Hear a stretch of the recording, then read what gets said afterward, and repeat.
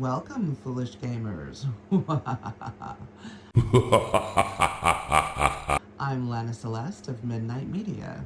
Today we're going to talk about 10 Irish horror games I played and bring you along to rate them. So get your snackies and get yourself comfy. Let's plug in. Plug it in. 1. Celtic Tales, Valor of the Evil Eye, published by Koei in 1995. So this platform came out on DOS and Windows. This is a strategy game where you start on a descent from heaven on a mission to create a tribe of Eerie. To come together, they have to use each tribe member's unique skills to defeat the evil Balor for good. For the time the game came out, it was decent enough. But would I play it again? No. So for that, I will give it a 4.5 out of 10. 2. From the Twisted Mind of Clive Barker. Oh, no tears, please. It's a waste of good suffering. Undying, published by EA Games in 2002. This is a first-person shooter that delivers true horror, available on Steam and Windows. So, basis is some Covenant children play with the book and read passages aloud. Arise terror, that you have to defeat and, send back to the hellscape that it came from. Very on brand for Clive Barker and his books, his movies, his brand, period. The Undying, its adaptations staying close to form. It's delightfully grim. 6 out of 10. 3. Another awesome Clive Barker creation, Jericho, published in 2007 on Windows, PS3, Xbox 360. This is a first-person shooter. You play as a secret government agency team to stop a genetically mutated demigod creature thingy from escaping his prison before it gets free, and humanity is basically screwed. This is a good game. I would say it is actually a little better than Undying in my opinion. So for that, I rate this 7 out of 10. 4. Folklore, published by Sony Computer Entertainment in 2007. Released only on PS3. You can play 2 different characters and both of their stories intertwine, so that's pretty cool. I really like that element of the game. As the game progresses, your choices dictate different pathways that you can work in. This game is set in obviously a mythological world, but in Ireland, where you have to solve murders, connect both the living and the dead, so you get to speak to the living beings as well as the dead beings, which is really cool. And all the mythological beings, of course, in between, and have them help solve the murder and the mystery behind it all. So this is a simple game with lots of fun that is super packed into a small amount of time. It was an enjoyable game, worth its time for sure. So I rate this 6.1 out of 10. 5. Coup, Shroud of Morgan, published by Bitsmith Limited in 2013 on PC, Mac, Linux, and now Steam.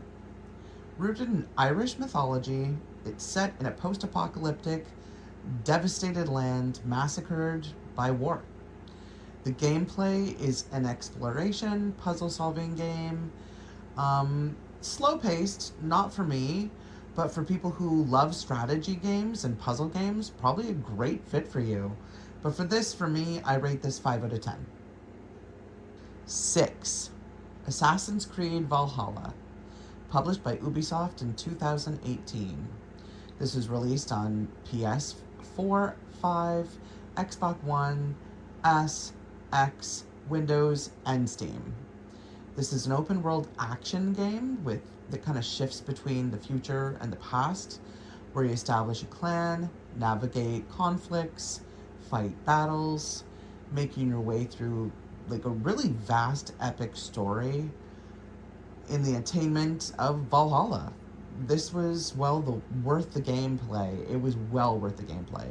It has some deep, meaningful themes and honestly, it even made me shed a tear.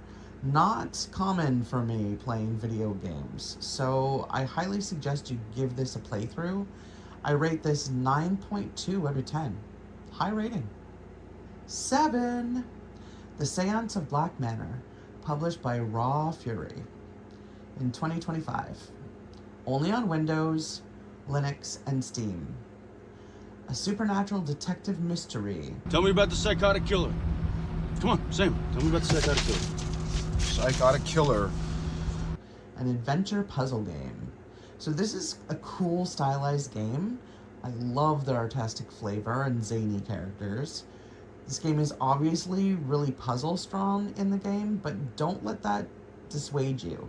If you are not usually like a person who enjoys puzzle games, you will. I encourage you to give this a play. I'm sure you will not be sorry you did. I rate this 8 out of 10, easily. 8. Eyes of Hellfire, published by Blumhouse Games in 2025, and was released on Steam. So this is a 1 to 5 player, mainly card driven, with the narrative spark, and is super puzzle heavy.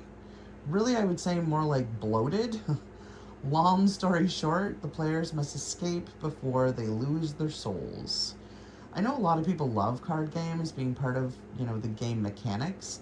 I am not generally one of those people. So like for me, this was not a fun experience. I like games that have cards as secondary game inside the game kind of thing. Like Witcher Wild Hunt, that was fun. But this just was not for me. It was not my cup of tea. So for that, I'm rating this 3.8 out of 10. 9. The Shifting Lodge update has the same creator as Eyes of Hellfire, also published in 2025 and released on Steam. This gameplay is interesting. Randomly generated rooms and layouts and enemies. So it's never the same. The goal is to navigate the challenges and changes that come with the constant random pathways set before you and leave the lodge in one piece. I did enjoy this, but I found it frustrating at times because of the chameleon-like gameplay. I can't say that I would play through it again, but I did enjoy it, but not enough to ever play it again. So for that, I give it a rating of 4.2. 10. 1711, Ireland, A Witch's Fate. Published by Vinegar Tom in 2025 on Steam. This is a first-person experience. So you're a detective, the game is set in the 18th century, and you are exploring, trying to, find objectives and clues, talk to witnesses, trying to unearth enough evidence to either condemn a witch in question or help her to be found innocent and be freed and acquitted. This was really an interesting story. I enjoyed the gameplay. I thought it was a completely different concept than anything that I have ever played before. I liked the artwork.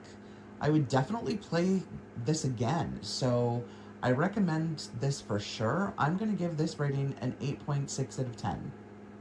Well, it's been a long stretch of gameplay, and it's time to touch some grass.